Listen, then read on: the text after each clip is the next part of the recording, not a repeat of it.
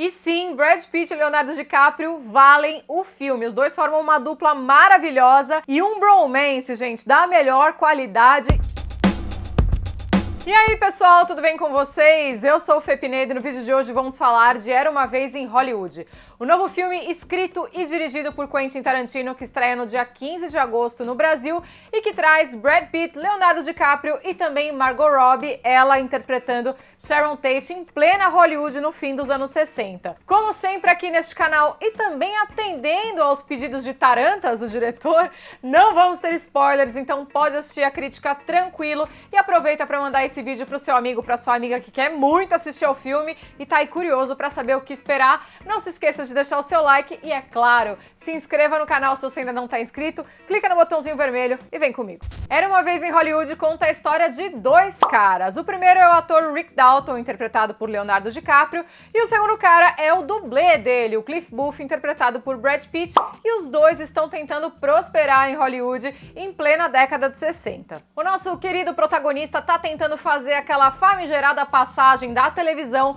para atuar no cinema, coisa que muitos atores não conseguiram fazer muito bem, e aí ele demonstra também alguns dilemas ao longo do filme, mas ainda assim ele consegue morar numa casa bacana em Los Angeles por conta dos sucessos que ele já fez na TV, e ele é vizinho de porta do cineasta Roman Polanski e da atriz Sharon Tate. Dito isso, você já deve imaginar que muitas pessoas reais vão ser representadas de alguma forma nesse filme. Não é o caso exatamente do Rick Dalton e do Cliff Booth, que são inspirados em atores que realmente existiram aí, mas eles não existiram, né, com esses nomes na vida real. Não é esse o caso do Polanski nem da Sharon Tate, né? Então, assim, esse é um filme que demanda realmente que você tenha algum conhecimento prévio do que rolou com a Sharon, que foi assassinada grávida pelos seguidores da seita do Charles Manson em Los Angeles. Ali dentro do filme as coisas estão todas bem amarradas e tudo faz sentido, você vai entender a história. Mas se você não conhece o que aconteceu de fato na vida real, talvez fique faltando ali pegar certos sentimentos, certas indagações, certas ironias que o Tarantino colocou ali de propósito, e sem perceber essas coisas, né, que ele quis provocar no espectador, talvez o filme se torne apenas uma experiência de homenagem à indústria cinematográfica, essa coisa maravilhosa, fabulosa, glamurosa, etc. e tal. E isso, pensando em mercado americano, principalmente, não seria um problema, porque eles têm toda essa coisa de culto a Hollywood, né? Eles gostam de ver o fazer do cinema e etc e tal. Mas olhando para outros públicos de outros países e também para os fãs assim inveterados do estilo Tarantino, etc e tal, pode ser que a experiência se torne um pouco estranha. Então eu tô realmente muito curiosa para saber que tipo de reação esse filme vai causar por aqui, porque eu acho que depende muito do quanto você tá familiarizado com a história.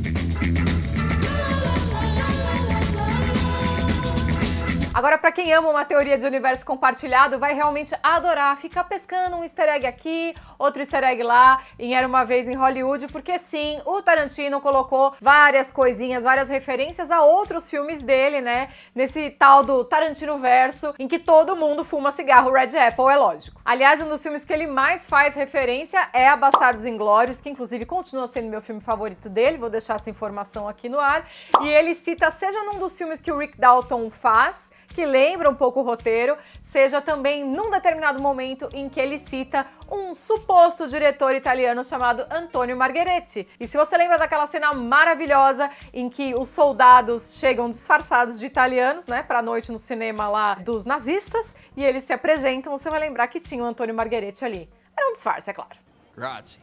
Era Uma Vez em Hollywood é um deleite visual do começo ao fim e tem uma direção de arte impecável. E a produção envolveu mais de 2.000 carros e ainda por cima caprichou demais nos cenários reais de Los Angeles, que foram também maquiados, digamos assim, para o filme. A ambientação fica completa com uma trilha sonora muito bem escolhida e realmente o filme parece uma viagem no tempo, inclusive pelas questões que ele aborda. Essa era uma época em que o conceito de fama era diferente e a gente vê que tanto o Rick Dalton, né, personagem do Leonardo DiCaprio, quanto a Sharon Tate, interpretada pela Margot Robbie, os dois se esforçavam muito para ter os seus seus rostos aí reconhecidos e conhecidos, né, claro. E isso é muito louco, porque hoje em dia tem muitos artistas que apostam aí numa postura mais blasé, de ai, não quero ser famoso, né, eu só quero ter o meu sucesso profissional, quer separar as coisas, enquanto que naquela época você ser famoso, você ter a sua cara reconhecida, era o próprio caminho para o sucesso. E hoje, ao mesmo tempo, essas coisas podem existir distanciadas, né? Vocês concordam? Contem aqui nos comentários. Agora, para essa mistura toda funcionar, é preciso não só representar bem as pessoas que existiram de verdade, em alguns casos isso funcionou, em outros nem tanto, mas era preciso caprichar para inserir o Rick e o Cliff, os dois protagonistas, nesse universo, digamos, bastante real, né, no final das contas. E nisso eu achei que ele acertou demais. São muitas cenas filmadas ao estilo da época para ilustrar como seriam os filmes que os dois faziam juntos, né, um atuando e o outro fazendo as cenas de ação como dublê. E sim, Brad Pitt e Leonardo DiCaprio valem o filme. Os dois formam uma dupla maravilhosa e um bromance, gente, da melhor qualidade e bem explícito mesmo, porque eles resolvem todas as demandas afetivas e emocionais entre eles. Só não transam mesmo, no caso. Is that how you describe your job, Cliff? What, carrying his load? Yeah, it's about right. Acredito, inclusive, que os dois têm grandes chances de serem indicados ao Oscar em 2020. Se eu tivesse aqui que dar um palpite, eu acho que Brad Pitt tem mais chances de levar aí o Oscar de melhor ator coadjuvante. Ele tá numa posição muito difícil e delicada, porque o personagem dele é, digamos assim, um brutamontes, né, no final das contas, que contracena com o Rick Dalton, né, com o personagem do DiCaprio, que é super falastrão e egoísta e domina muitas vezes o texto. Então, o Brad Pitt, muitas vezes, ele tá em cena muito mais ouvindo e reagindo ao que tá acontecendo. Então, além do personagem dele ter a função de suporte, né, uma função profissional, porque ele é um dublê, ele também está dando suporte durante as cenas. E ele segura bem demais, porque o Tarantino adora largar a câmera, assim, às vezes, aleatoriamente, e tem uns momentos que o Brad Pitt, ele tá lá em cena, mas o personagem dele não vai falar, então ele tá ali apenas reagindo, observando, e ele não desmonta desse personagem jamais, ele tá bem demais mesmo. Fora isso, existem aí algumas ironias na escalação dos atores, né? Por exemplo, o Leonardo DiCaprio, durante algum tempo da carreira dele, ele lutou para ser reconhecido por ser mais do que um rostinho bonito. Ao contrário do que acontece com o Rick Dalton no filme, ele tá sendo provado como ator, mas ao mesmo tempo ele quer ter o rosto reconhecido, ele precisa disso. Já por outro lado, no caso do Brad Pitt, um dos primeiros papéis de grande destaque dele no cinema foi em Thelma e Louise, em que ele pedia carona ali com seu chapéu de cowboy, todo maravilhoso, e agora neste filme é ele quem dá a carona. Aliás, ele precisou também provar que era mais que um corpo e eventualmente conseguiu, é um excelente ator, só que a gente sabe, né, o Tarantino ele gosta de colocar, né, algumas cenas apenas para apreciação visual do corpo humano. Então sim, tem pé pra caramba, tem bunda pra caramba, mas tem também uma cena para, né, apreciação do tanquinho de Brad Pitt, coisa que eu não vou dizer que não gostei, achei 10 de 10 sim. E, inclusive, essa cena acaba guardando uma ironia por conta de certas coisas que acontecem aí relacionadas ao personagem Cliff Booth e acaba sendo uma maneira de dar uma espécie de vingança para a audiência. Talvez eu possa falar sobre isso com spoilers depois. Vocês me contam também nos comentários.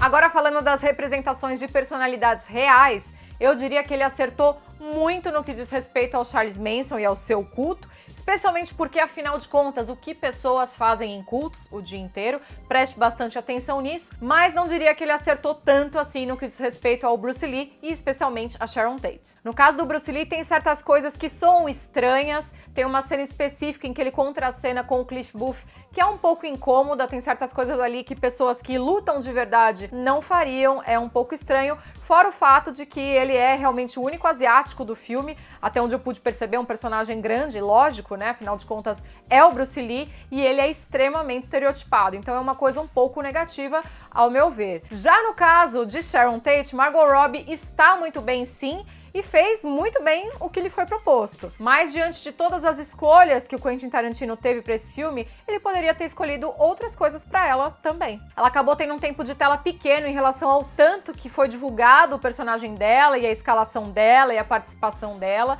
Então isso soa um pouco desproporcional e também fica claro que o diretor tratou o caso com muito respeito sim, mas também com muita liberdade. Então ele ali decidiu tratá-la apenas como, digamos assim, uma trophy wife, né? Um objetivo, digamos assim, um ícone de mulher desejada por todos e ao mesmo tempo uma espécie de recompensa para esses heróis do cinema brancos que não existem mais, sabe? Algo meio assim. E ele realmente poderia ter tido 1001 outras escolhas para personagem. Por isso, por conta da representação que foi dada para Sharon Tate, qualquer garota do culto do Charles Manson parece muito mais interessante, e isso é uma coisa muito louca, porque parecia, né, que Margot Robbie e sua personagem iam roubar a cena. E que fique claro que ela tá muito bem, viu, gente? O problema não é com a atriz.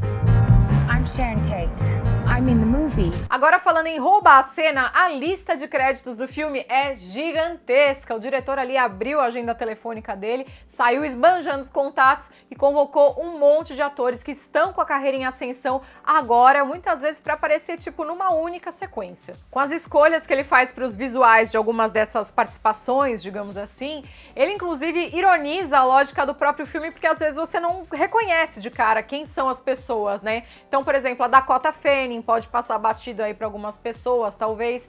O próprio saudoso Luke Perry também. E o Emily Hirsch, que tá bem diferente. Quem lembra dele de Na Natureza Selvagem vai ter uma outra visão agora. Agora eu quero saber a opinião de vocês sobre o filme aqui nos comentários, o que você espera que vai assistir. Se você já assistiu, conta também sua opinião sem spoilers. E inclusive eu estou pensando em fazer um vídeo com spoilers sobre esse filme. Me conta também se você gostaria de assistir um outro vídeo comentando um pouco mais certas questões e tal. Por enquanto, eu acho que quem sentar no cinema esperando ser surpreendido por um filme do Tarantino vai gostar bastante da experiência, e esse foi o meu caso. Agora, quem sentar já esperando ver coisa X ou Y ou Z do diretor, esperar, digamos assim, um repeteco de estilo, talvez saia levemente, digamos, desapontado. Porque é impressionante, mas ele conseguiu fazer quase que um feel-good movie, um filme super solar, envolvendo um dos casos mais brutais de assassinato da história de Hollywood.